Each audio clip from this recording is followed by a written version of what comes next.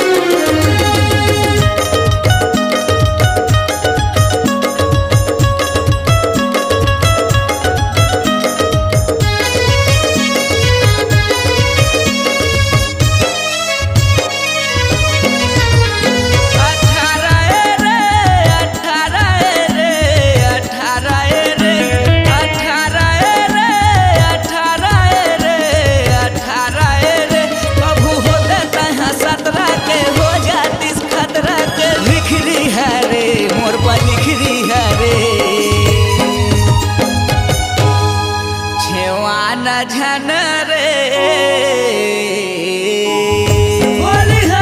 खेवान झन रे रंगावन देना रंग लजान झन मोला खेलन देना रंग।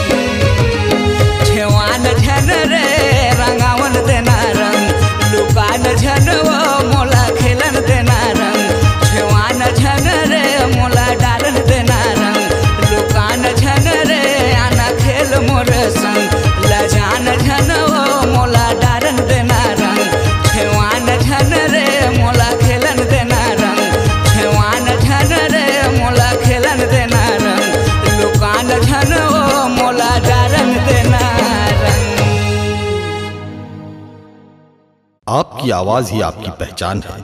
यदि आप अपनी आवाज को एक नया आयाम देना चाहते हैं तो चले आइए मल्टी ट्रैक डिजिटल रिकॉर्डिंग के लिए AVM audio video studio Khamtarai Raipur. Mobile number 9301523929 और 7869646201। यदि आप नए एवं पुराने गीत सुनना चाहते हैं तो avmgana.com में जाकर गाना फ्री डाउनलोड करें और YouTube चैनल में AVM गाना को सब्सक्राइब करें।